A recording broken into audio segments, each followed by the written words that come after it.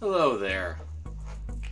Welcome to part 2 of Levels Plus Weekly's Game of the Year content. It's more like just a broad sense of awards, really, but we'll go ahead and stick with that because it will have Game of the Year in it. For those of you who have just been tuning in to my YouTube feed, you might be going, part 2, I don't see part 1. And part 1 is unlisted because I go over my favorite music of the year. And I'm just feeling like if I actually made that public, then I'm gonna get all of the DMCA goblins trying to infect my channel. And I don't want that. You don't want that. So just head over to levels.wordpress.com and you'll find my post with the video and you can watch it that way. And I'm going to take a moment to just finish getting set up. Magic! I don't even know how much you guys can even see of the stuff on the side, but we'll go ahead and do those first and then I can pause it and put everything back. So favorite video game toy. I got a bunch of stuff from Fangamer this year that I was particularly thrilled by. I got this guy from Gris, Forest Buddy, and then there's Madeline from Celeste. Madeline is also there, but she's got action figures standing on her. I didn't feel like pulling her out. And then last seen on Levels Weekly not too long ago was the Figma of Edelgard from Fire Emblem Three Houses. So those are the contenders here. And I went with Edelgard as my favorite toy of the year because I just love Figma figures. And the quality on this is just really, really good. I mean, her hair's got like this bow in it. She's got so much detail on her action figure, and she's really poseable. The Fangamer stuff's also great. It's really well made, and they're really adorable. Video game books. They're all art books this year. There's the Xenoblade Chronicles Definitive Edition art book, which comes with its own case. And I will, since we didn't do this one on Levels Plus Weekly, I'll go ahead and pull it out, and we'll do a quick little overview so you can see. Alright, and thanks to the magic of editing, there's the book out of the case. Love the colorful spine. That's really cool. And then it's a really nice art book. I'm not going to go through all of it. We'll just look at some of Shulk's concept art here for some of the armors that he gets.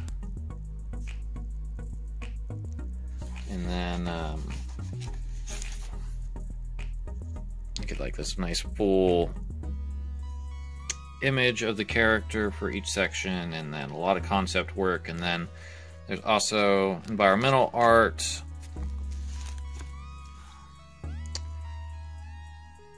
of various areas in the game. This one's a little on the somewhat late game side, but I don't think there's anything particularly spoileristic about it.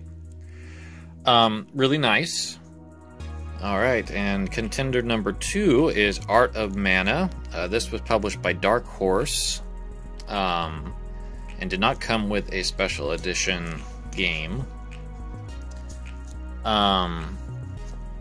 This does not have Trials of Mana 2020 in it, but it does have practically everything else.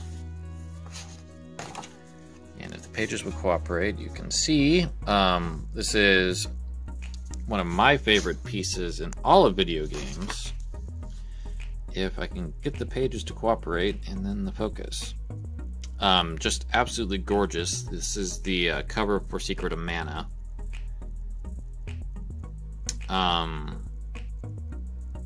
Just absolutely love this. And then it kind of goes through. So this is art from the Secret of Mana remake.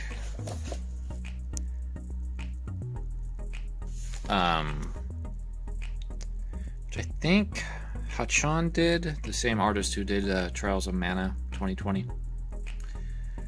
This is a really nice art book. It's definitely worth checking out. Of course, the Fire Emblem 30th Anniversary art book, which covers all of Marth's various chapters. I love this binding. I'm still flabbergasted at how cool it is.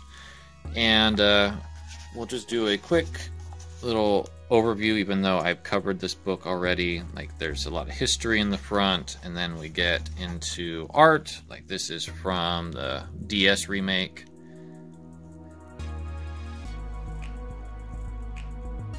We'll do one more page because that's kind of how we've gone from a different section. And then this is from the trading card? Yeah, trading card game. So ultimately what I decided to go with for my favorite video game book out of these three, and let me put them all up here. I went with the Fire Emblem 30th Anniversary Legend of Arcadia. The binding is just so cool. And that's why I wanted the 30th Anniversary set.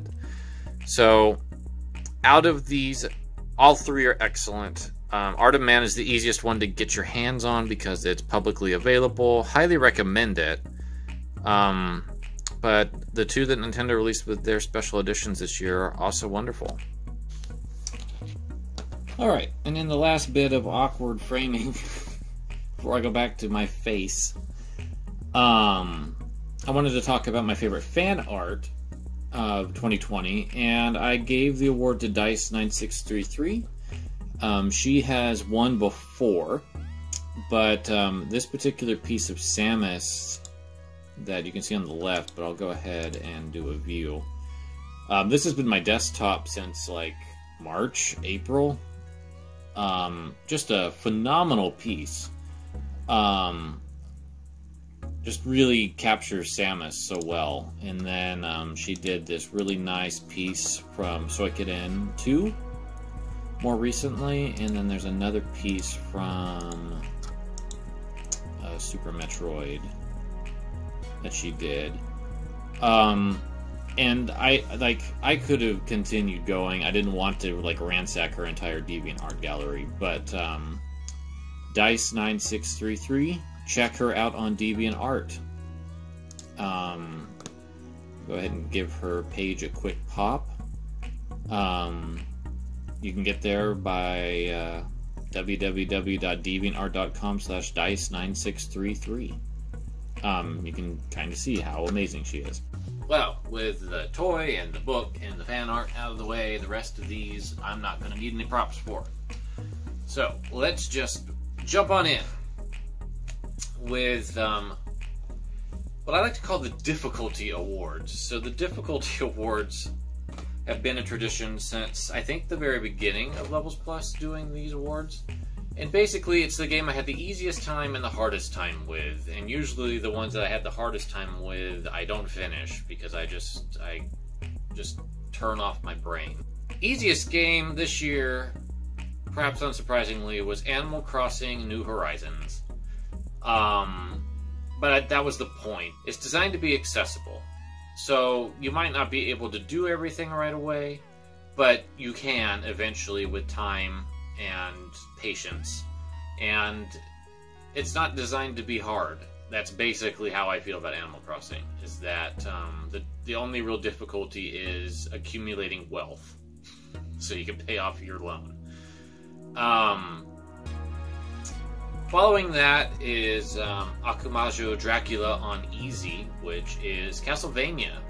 on the NES, but the original Japanese version had an easy difficulty. And this was through the Castlevania Anniversary Collection that Konami did last year. I never played through it on easy before. When I played through it last time, I want to say it was on normal. So I just wanted to see how it went, and it was very easy. Enemies do half the damage, and you're not knocked back as far when you're hit. So, like, a lot of the challenge just really got weaned out. And I was okay with that, because I just kind of wanted to revisit Castlevania and not have to be frustrated and do rewinds or save scumming, so it worked out just fine. Then my last pick was Blazy Blue Cross Tag Battle, the game I couldn't remember the full name of earlier. The story mode in that game is kind of a joke. You just go through and you have to swim through mountains of text, and then you have a fight that's not very hard, and then you have to repeat that for all of the story paths for the 4 original factions. And then with Blazy Blue, they actually did a little bit more for them, so it's like there's more nuance to it. But it was like it was not all that fun to go through that, but it was also not very hard. In terms of the hardest games I played, I gotta give my top spot to Darius. There's no continues in that game, so unless you want to spend a lot of time learning the route, and since there's like 26 routes in that game, if I remember correctly, it's gonna take a while. I'm never going to get further than probably the first, maybe second stage if I was feeling really good that day, and that's okay. I'm just really happy that I have the Darius series, because they're my favorite shoot 'em up series, and I think that's something I'm going to talk about in January, is some of my favorite shoot 'em ups. Guilty Gear XX Accent Core Plus R. Arc System Works, why do you do this with your game names? I remember very distinctly having that on the PS2 and never being able to beat Ino. Ino has a really powerful, unblockable super move. Well, it's not unblockable, but you can't hit her out of it, is what I'm trying to say. And she does it at least 3 times in a match, and it varies. So you have to kind of predict where she's going to send a gazillion orbs of metal. I don't know. And even if you block it, it takes like a third of your life bar off, and if you don't block it, it's like half plus. So she's really hard, and I never was able to do it on the PS2, but I managed to do it this year on the Switch with Malia Rage. It felt so good to finally beat that game. Probably one of, like, out of all of the accomplishments that I've had in terms of gaming this year, that one was probably the most satisfying. The last one on the hardest challenge is Indivisible, which we're going to talk about that more in a little bit. But Indivisible is really hard, and I stopped playing it for a multitude of reasons, but the initial reason was I was getting to an area that the enemies were just kicking my butt, and I wasn't enjoying trying to deal with their attacks anymore. And that's an issue when you're playing a game where you don't have great means of defense if you don't have great timing. And I'm just not into games to fight with them, to get through them anymore. So I put that down, and we'll talk about the other things that happened with that here in a minute. Let's go ahead and do we'll do one more before we get to the Downer Awards. We'll talk about the biggest surprise I had in 2020. So this category is broad. It's basically, out of all the games that I played, which one shocked me the most in terms of how much I got out of it. And the runners-up were Sparklight and Trials of Mana. Sparklight surprised me, and it almost won this award. If it wasn't for another game that I played yesterday, literally, it would have won this award. Sparklight's a really charming roguelite that I was actually able to play and enjoy. I don't like roguelite or roguelikes very much. I don't like losing my stuff when I fail. Or having to basically do everything all over again if I fail. So I found Sparklight's system of mild punishment, and you still get to keep like the gear you've earned and all that stuff, to be a good compromise. And it's got a really good art style. It's really charming, and it's got nice music. And once I hit a certain point, like the difficulty began to switch, and then it definitely got into my groove of feeling like I was doing stuff because I could combo my wrench strikes a lot better and not like die in like 2 hits. But Sparklight is very charming. I actually bought it physically because I liked it that much. So wonderful little game. The other one that surprised me with the extent that I loved it was Trials of Mana, the 2020 remake. Trials of Mana is like a lost Dreamcast game to me. It's like, what if Square Enix decided to make Trials of Mana on the Dreamcast? I watched Lady Pelvic talk about the game today, actually, and she was saying that it was like a lost PS2 game for her, and that it's close enough that I could see that connection. But for me, it reminds me a lot of Grandia 2 in terms of how it looks, and I think that's kind of why I feel that. But Trials of Mana is really fun. It's got a lot of content because you can jump around with 6 different characters and group them in different ways. The combat's pretty engaging. The remastered soundtrack's good. It reminds me of an age of games that you don't see much anymore, especially from Square Enix. I just really enjoyed my time with it. The nice thing is I do have a review of Trials of Mana up on Levels Plus that you can check out if you want a little bit more particulars on that. But my biggest surprise of 2020 ended up being Time Spinner. Wow, that game impressed the hell out of me yesterday. I bought it yesterday, and it's been like something I've been wanting to play for a while, and I saw that it was on sale, and I haven't seen it on sale all that often before yesterday. So I was like, oh, perfect. I've been wanting to buy this for a long time. And I decided to test it out, because I was going to actually test out several of the games that I bought yesterday. And I ended up playing it for like 7-8 hours. I don't remember exactly how long, but it's like that was my afternoon, was playing Time Spinner. And it's so good. It's so good. It's got it's definitely inspired by Castlevania, Symphony of the Night onward.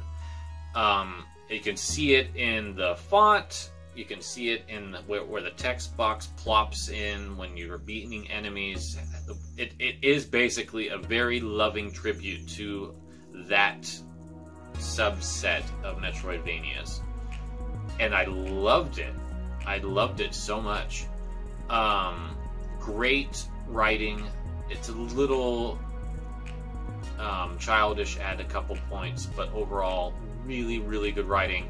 Characters are great that grow on you the more you play. It's really progressive too. I was surprised. You play as a BIPOC who is bisexual and gets into a relationship with a trans woman. And there's also a gay relationship between 2 men. And there's a polyamorous man who is also bisexual, I'm pretty sure. Yeah, there's a woman that's like into relationships, but not the sexual part. And so, like, they have this conversation, and it's like, you just learn about all this stuff, and it's like, wow, this is really awesome. And it endeared me to the game even more, because it's like, it's very rare to see a game be that, like, frank about sexual orientation and gender in such a way. And it's just really cool. And I loved that aspect of it. But on top of that, it has really good gameplay. It's a little less fluid than I would like it to be at points, but overall I really think that it controls very well. The music is also very inspired by Castlevania. There's a couple tracks on the soundtrack that I'm like, are we sure that Michiru Yamane didn't compose this? And it's not. It's Jeff Ball, who did just a really, really good soundtrack. I'm looking forward to buying it next time Bandcamp Fridays comes around, so you can get the full proceeds. But Time Spinner blew me away, and it's entering my top 50. I think I put it at 45. And I didn't 100% it, but I got pretty close. I didn't go and like track down all of the enemies that I didn't find and like get all their item drops. I've only done that with Aria of Sorrow, and I might do that with this game because it's really fun to play. It's a lot of fun. It's a great game. Definitely a big surprise. And from that point, we're going to go into the worst non-2020 game that I played this year. To start off, let's do the runner-ups. Assassin's Creed Freedom Cry. This was right before all the Ubisoft sexual assault / harassment / abuse / shit show that Ubisoft had. And it's an expansion, so I shouldn't have gone into it maybe expecting it to be on the level of Black Flag in terms of depth. But it just seemed so misguided. I forget the character's name. It's Adelaide? Something like that. That he's the star of this one, and he was your quartermaster in Black Flag. And he is a black man. And you are trying, you have this little limited area around Cuba, if I remember correctly. And his mission is basically to, you know, be an assassin and take down Templars and try to break the system of slavery in the area. But his primary focus is trying to deal with the Templars. But what happened, like the game's plot just pulls him into this slave revolt, and he's reluctant to be a part of it, and it feels really awkward. And then the game rewards you for freeing slaves as a, like, objective bonus, so you earn things, and it just felt really icky. It didn't feel very well thought out. And now knowing the way that Ubisoft has been, it's unsurprising. And I think that's why it's actually on this, because otherwise it was just very middling. But the fact that we now know that Ubisoft has racism brewing within, it makes a lot more sense, and it makes it all the more disappointing that that actually was an expansion that someone thought was okay.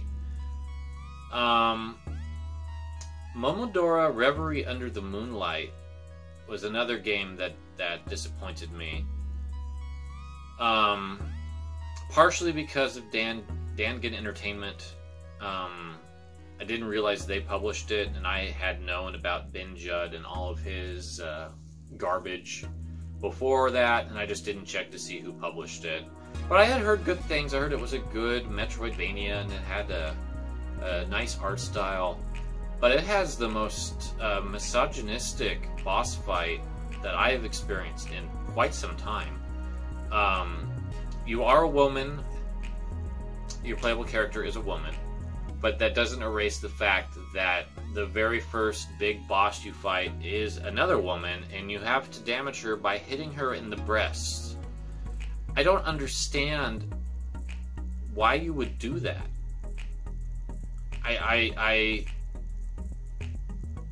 I'm dumbfounded. Like, that's the weak spot, is her breasts. You can't hit her anywhere else to do damage. It's her breasts. It's just so sexist and gross. I turned the game off and deleted it off my Switch. I'm like, I'm out. I'm not participating any further. The rest of the game could have been totally fine. Nothing wrong with it. Could have been even like incredibly progressive. But that alone is just disturbing. And I couldn't deal. Number one, however, I barely played this because I was so shocked at this one. Le Grand Legacy Tale of the Fate Bounds. I remember seeing this game about 2 years ago, I want to say. I think it came out in late 2018. And they were pitching it like it's a Shadow Hearts-esque PS2 era RPG. And it was on sale for like $2 or $3 on the Switch a few months ago. So I was like, I have that in coins right now. I'll just go ahead and buy it and see. It wasn't reviewed super great at the time. I do remember that. But I was like, you know, let's see. Man, that game is rough. And it was not fun at all. The tutorial section at the beginning puts you in a gladiatorial combat situation where you're fighting against some anthropomorphic gladiator, and it's attempting to teach you how to play, but at the same time it's not. It's like, do this, and I'm trying to figure out how to do it, but the game's still acting like it's going to go through the motions. So I'm like dying because I'm not figuring out how to counter these attacks in time. And it was just kind of like, I didn't like the setting. It was like being dark and gory for no good reason. I didn't really get a sense of like cohesion. And then when I actually started playing, it's like you become a servant to this wizard guy, and just like wandering around this town from like a camera that's a million miles away, and it's like, So that was my worst game of 2020 that I played that didn't come out this year. I don't have one from 2020 that I played that actually would earn that distinction. The worst game that I played out of all the 2020 games that I played, which is a very small list, is Panzer Paladin. And it's not a bad game. But it is actually the third game on my biggest disappointment. So I'll just transition into that. Panzer Paladin, I love the art style. I love the promotional art that they did, and it looked like it was going to be a lot of fun. But if that game like just doesn't have really great level design, it's just really bland. It's like it's got all these different mechanics going on, but no real like glue to get them all together. Like, you can jump out of your mech, but there's rarely a reason to do so, and when you do, you can only attack straight forward in front of you with a grappling hook like whip. So it feels really limiting to use that, because you can't attack upwards, you can't attack below you, and you can't like aim it in any particular direction. And Flame, I think was her name, was so small that it's like there's really no point other than to do a platforming puzzle or to restock the health of your mech. But then your mech has destructible weapons, and that mechanic just seemed really ham-fisted in there, and it wasn't very fun to like lose a weapon and then all of a sudden you're stuck with reserves, especially when you get to a boss and your weapons keep breaking. There's practical applications, because when they break you get a boost, like the weapon does more damage, and you get a spell effect if you break it early. But it just didn't feel tight. It just felt like these different things were working against each other to make the game not very fun. So that was a bummer. I really was hoping that that game was going to be special. But I still like the art. Number 2 is Indivisible. There's a lot here. I kind of touched on the difficulty part. That was part of it. But the Lab Zero shit show, because apparently we had to have a lot of shit shows this year, with Mike Zaymont, the person who did a lot of the programming on it, imploding Lab Zero and basically firing everybody who worked there after some racist and sexist comments, and really just showing their ass. Really just made me not want to play that game anymore, which is a bummer for all of the people that were not Mike Zaymont that worked on the game. But a majority of them have left and formed a new company, and I'm hoping that they can produce a game without some jerk ruining it. But I really just feel like Indivisible kind of had the same problem that Panzer Paladin did, that it had all these neat ideas and systems and a great art style, and just the gameplay just didn't come together very well. There were parts like trying to do platforming that it was kind of frustrating to use the axe as a wall jump, and like figuring out where to go sometimes was not super clear. And it just felt like there was one point I remember that I'm getting blasted by a laser, but it feels like I need to go back that way because I had no other real sense of direction. And I tried that like many times, and then eventually I did find the right path, but it wasn't like super obvious to me. So yeah, that one was also a bummer. So that I don't have anymore either. But the biggest disappointment of this year was Legend of Zelda: Link's Awakening. I wrote a review on it, but I could basically boil it down to two things that made that game really, really let me down. And it's the physics engine and the frame rate. And the physics engine is what drove me bonkers first, because trying to get the Yoshi doll was so difficult. I can't believe how finicky that was. I just sat there and got genuinely mad. And I don't get mad at games very often. I usually don't play games that would get me that way. But that, like, I'm getting a perfect grab, and then it drops the Yoshi doll off of the thing because the physics just got wonky and just sent it flying across the stage. And I was just like, oh man. And that just set like a mood. Like the rest of that game following that point, I was in a mood about it. I finished it, I beat it, but it was not going to, it had to do some amazing things to win me back, and it never did. The frame rate and like technical hiccups too was weird. That's very un-Nintendo. I know that Grezzo developed it, and it's weird that they never patched it or anything. Because it again, combined with the wonky physics, it just set like a precedent that this was not as polished as it needed to be for a Zelda game. So yeah, that kind of bummed me out really bad. Easily my biggest disappointment, because everything else about that game was so good. Like the music, I love the graphic design, and in a lot of ways it matched what I remembered from the Game Boy Link's Awakening. But it just it kind of just left a sour taste very early, and I could never quite get rid of it. So I took a little break. I was getting tired yesterday, but we're back. And as far as you know, other than my undershirt being green,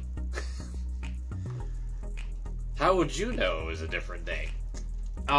Let's talk about the last 3 awards on my 2020 list. So let's start with the non-2020 Game Awards. So I always do 2 of these. I have a tendency to replay some games that I've enjoyed in the past, and then I have games I've never played before.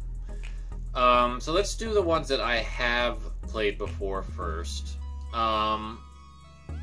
I replayed a few. I don't remember all of them off the top of my head. But the three that I enjoyed the most out of my replays were Hotel Dusk, Room 215, Gris, and Fire Emblem Three Houses. And if you look at my top 111, it's in that order, so it makes sense. Hotel Dusk is such a wonderful, wonderful adventure game that in some ways I wish I had a better way of playing it than on my 3DS. I don't know if it's the hardware that was the issue. I just got tired of holding my 3DS sideways after a while, and I think in contrast to the DS, it weighs more and it's bigger, so it's just not as comfy. I started it in September, got about 1/3 of the way through, and then took a break until November. And it wasn't any fault of the game itself, it was just the 3DS is heavier, and it's not as comfy to hold. But the game itself, ignoring my hardware problems, is still wonderful. I still love the writing, the art style is off the charts, it's got a great soundtrack, and the biggest issue really with it is moving around, because you have to use the stylus to like guide where Kyle Hyde walks, and it's not very precise. It probably would have been better if they incorporated some sort of analog movement instead of just relying entirely on the touchscreen, but then you're also holding it weird. So, but like the puzzles are still great, the characters are amazing, the story is really good. I didn't get the best ending. I failed on the very last interrogation, and didn't feel like reloading my last save, which was a little ways back before the final major puzzle room, which has a time limit, and I just didn't feel like going through all that again. I love that game though. It did fall a little bit on my list, but it's still a top 10 game for me. Gris, of course, I've wrote so much about Gris on Levels Plus. I've gushed about it in videos even at this point too. But replaying Gris over the summer was just wonderful. It's such a great game. It's just so emotional. I am really pleased that I bumped it up into my top 10. It's the longer that I think about Gris, the more I love it. I wouldn't be surprised if it continues to creep up a little bit higher than it currently sits. If you haven't played Gris, check it out. It's such a great game. It might not be for you. No game is going to find universal acclaim with everybody, because everybody is just wired differently when it comes to games, but Gris is just such a compelling, beautiful, introspective game that changed my life. It really did 2 years ago. It gave me a lot of clarity in a time where I needed it, and I'm able to even better appreciate it now. And the cool thing is I actually got all of the secret stuff that's lurking about and got the true ending this time, so that was nice. But the best non-2020 game I had played before is Fire Emblem Three Houses, my game of the year last year. Way back 10 years ago, when the Ashen Wolves DLC came out in February. What is time? I played that, and I got really back into playing Three Houses. So I did the Golden Deer route with the Ashen Wolves characters. And it's that game is just so good. I adore playing Three Houses. Right now, my 5th and 6th spots on my top 111 is between XCOM 2, War of the Chosen, and Fire Emblem Three Houses. And I'm going to be talking about XCOM in just a second, but it's like I could flip those two and be happy with either one of them in my top 5. Like, seriously. Fire Emblem is definitely more story focused, more character driven. And I think XCOM 2 is just slightly better, just slightly on the whole gameplay front. I feel like Three Houses stumbles a bit in the second half of the game when it just kind of, you're not doing student stuff anymore, but you're still teaching, and it feels a little odd. But on the whole, Fire Emblem Three Houses is the best Fire Emblem game. It's one of the best games on Switch. It's one of the best games Nintendo's ever made. Check it out. So the best non-2020 game I had not played before. My third spot goes to River City Girls by Way Forward. I got that through limited run, and I got it pretty late last year. I know I did a post on it last year, so it might have been like November or December of last year, and I got around to playing it earlier this year. And it's a really, really good beat 'em up. I did do a review on it, and it was a little conflicted at some points with some aspects of the game. Mainly in how it kind of punches down on the main characters a bit more than it should. And I'm trying to remember what my other critique was. I haven't read that review in a little while. But it's on the site. You can check it out. But as I continue to think about River City Girls, I love so much about it. I love the music. I love the art style. The characters are great. The story on the whole is fine. But the gameplay is also really good and solid. It's probably my second or third favorite beat 'em up of all time. It's a really fun game. It's charming, and I'm glad to have it here on my list.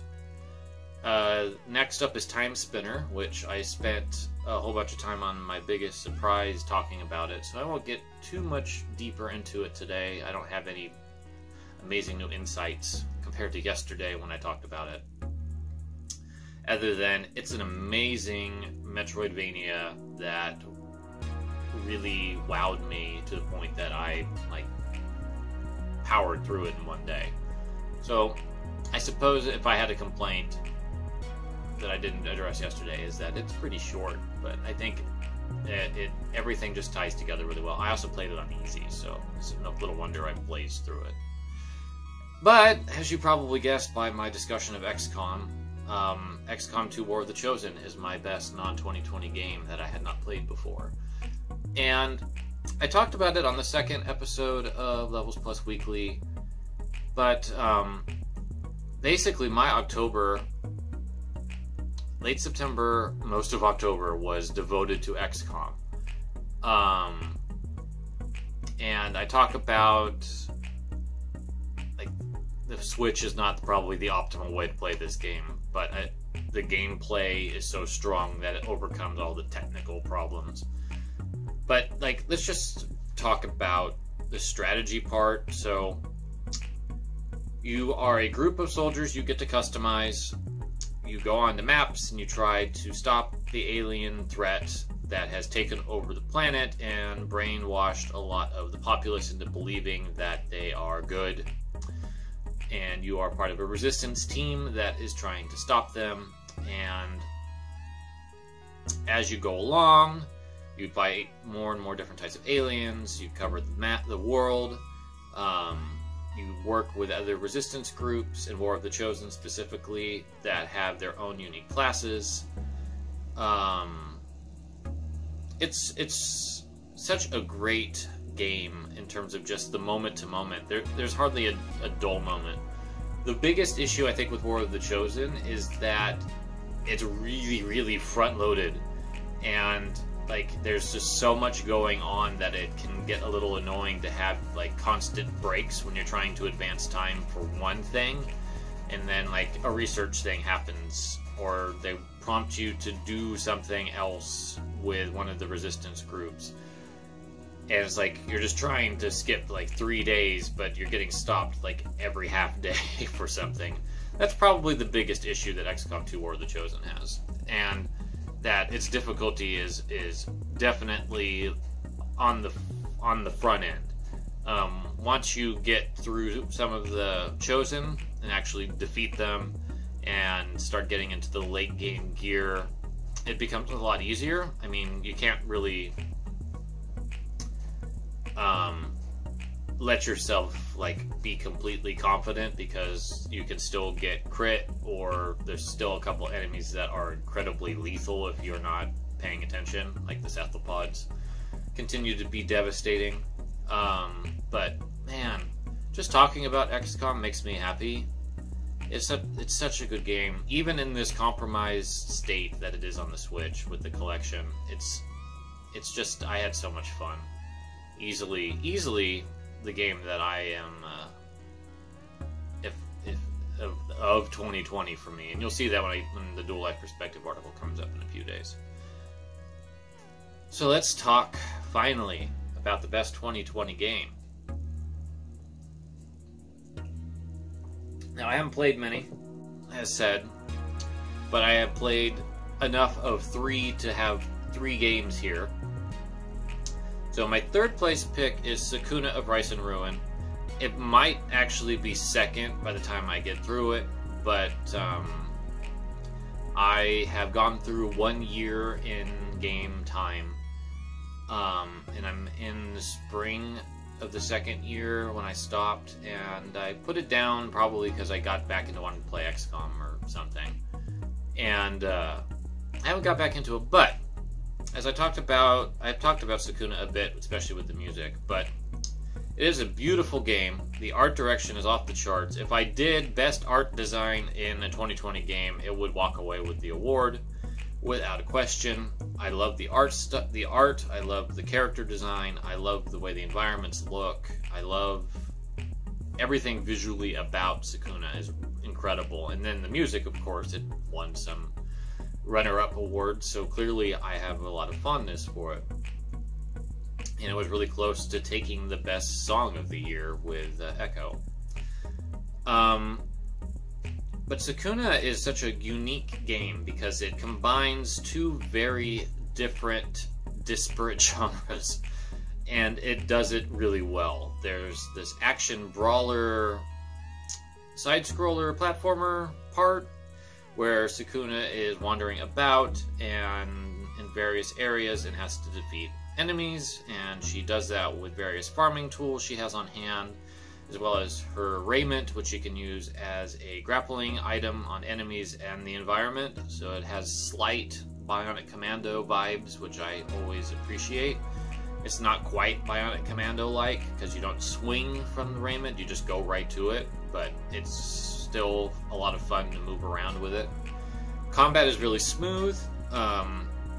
Still, I think, in the early points where there's still like there's some combo potential that I haven't fully realized yet. So like sometimes Sakuna stops attacking because I pressed right at the wrong point, and that switches the attack type. But that's really the only quibble I have with this element of the game.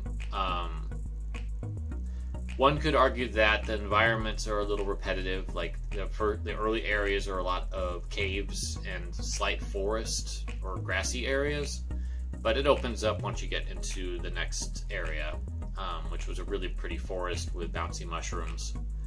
And then you have this action part, which is a lot of fun, and then you have this intensive farming sim for rice, where the developers spent so much time researching how to do it right.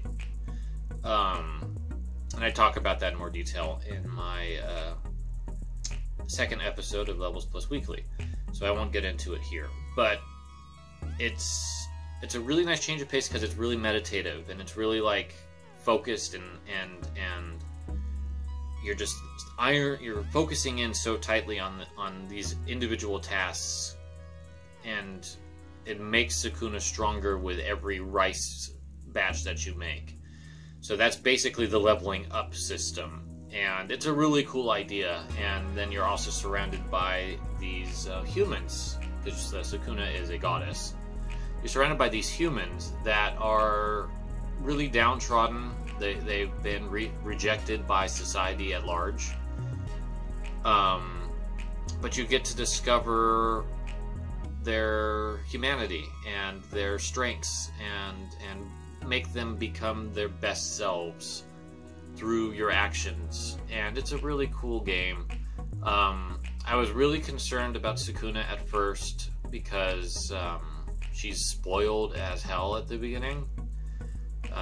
It's like that archetype, that trope of the spoiled princess is taken to its extreme here. But the nice thing is that the localizers at Exceed did a really good job at giving that ego of hers a chance to come down relatively quick, and she starts to show signs of compassion, and that I think that's really good. I mean, in the first year of gameplay, she's still having issues about being here on this island, and she wants to go back, but it's a stark contrast from where she started when she was drunk and rude and crying her eyes out and throwing temper tantrums, to now that she's come a significant way into becoming more accepting and patient and understanding.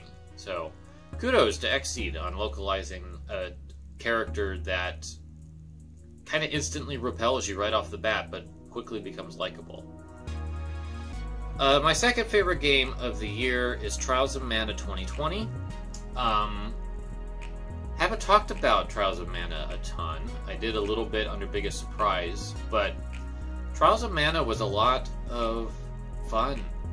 It really was. I was not expecting it to be such a excellent game. They did such a good job at making this modernized, but at the same time, it really feels like it's a throwback to an earlier era of gaming that I've missed, and I didn't realize how much I missed it. And I mentioned it under Best Surprise a little bit. Like, it reminds me of if Square developed a Mana game for the Dreamcast. It just has that vibe about it, in its visuals and in the way it plays, and I really like that. I think that having a game like this in 2020 by a major third-party publisher for one of its flagship series is really good. And the fact that it turned out so well is also really good, because the last Mana remake was Secret of Mana, and that one apparently wasn't very good. But the biggest downside, I think, with Trials of Mana is the voice acting.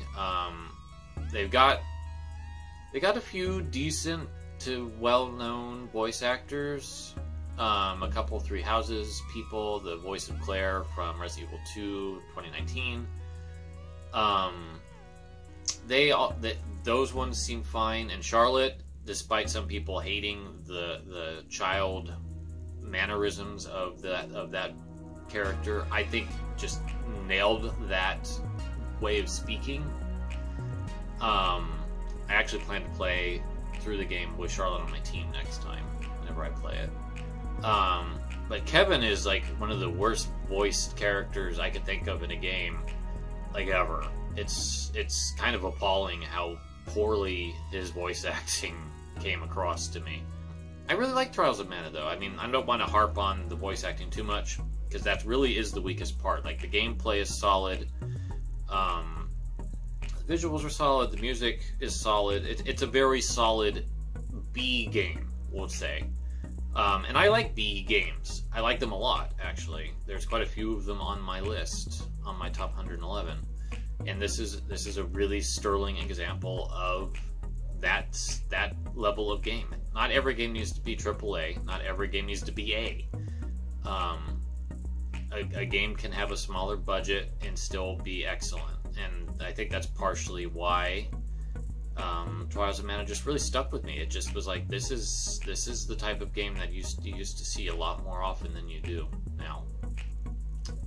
So if you didn't check it out, I highly recommend it. It's a really good remake and my second favorite game of the year. So my favorite game of 2020 is probably not a surprise, because it's probably been that way for, or that game for a lot of people, because of how 2020 ended up being. I'm not going to go too deep into that here. I'll do that in my dual life perspective. 2020 was rough, we'll just say. I feel very fortunate that I had a pretty good 2020, all things considered. I got a lot of healing and growth that came out of this year that I was able to take advantage of, because I've been home all the time, so I've been able to focus more on myself and my self-care. So that's been great, and I'll talk about it more, as I said, in the dual life perspective, but I've had some really amazing things happen in 2020 that make it seem better than the relative year I think has been for a lot of people.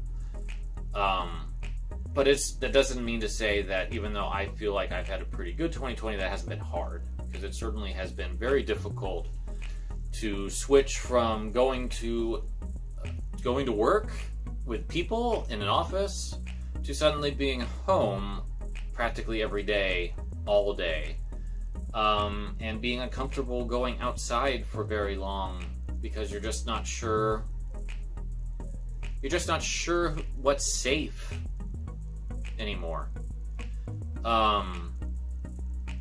So my game of the year is Animal Crossing New Horizons, a game that let people experience a safe environment in a digital space outside of the real world. My history with Animal Crossing is kind of all over. I played the GameCube one way back in the day, and I actually did pay off my loan in full. But outside of the NES games, I really got tired of dealing with Animal Crossing on the GameCube. The villagers were not as nice as they are in New Horizons, and it's kind of mean-spirited at times. So the GameCube version, I just got tired, like really tired, extremely tired. I didn't play the series again until New Leaf on the 3DS, which showed a lot of improvement and advancement of the concepts that the original had, but still wasn't quite what I wanted.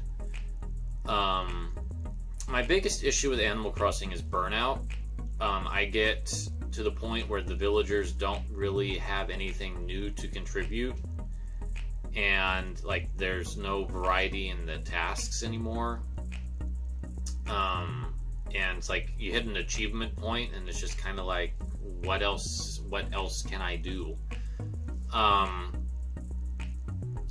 And I feel that New Horizons, while it still kind of shows that a bit, it does a lot to mitigate that with the Nook Mile system, which is nice because it rewards you for doing things, especially like menial things.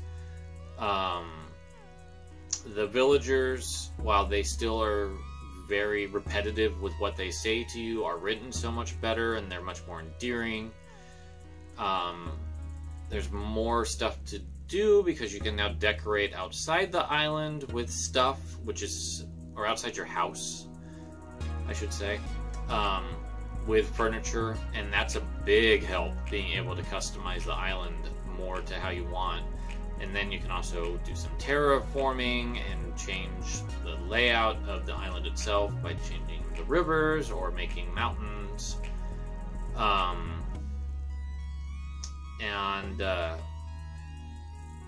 You can move stuff around. It costs bells to do that, but it's like if you get everything unlocked and it's like, oh, I really want to actually be on the north part of the island where I couldn't get to before. You can do that. It'll just cost money and it'll take a while, but you can do that. So this game does a lot to shake up that foundation. But ultimately, why Animal Crossing New Horizons is my game of the year is because it was therapy. I needed a way to get away from the real world, from COVID, from police brutality, from Republicans, from the president. But Animal Crossing provided an escape, and games have always been that for me. They've always given me an outlet to enter this digital world where I don't have to be the person that I am in the real world, and I can do something beyond what I can in that moment in a virtual space. And Animal Crossing, I think, just simulates real life close enough that it was just really cozy, and coziness was not something that was just floating around in 2020. 2020 has been a hard year, and Animal Crossing provided ease. It provided delicacy. It provided safety in a way that not many other games could, given the circumstances. And clearly, that was what people needed. I mean, it sold over, what, 2 million copies already, and it's not even been a year yet.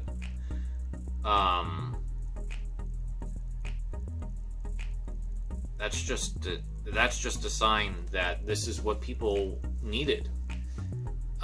Animal Crossing became a phenomenon that Nintendo can generate. It becomes something beyond video games.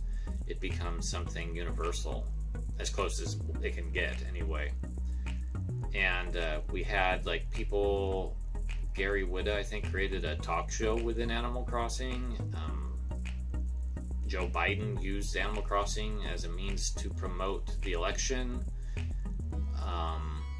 Some brands were doing things in Animal Crossing. It became like the game of the year in terms of people being able to find some solace. And that's why it's my game of the year, because it provided over 200 hours of solace when things were just really hard. So again, thank you. Happy New Year. And we'll see you in 2021. Thank you, friends.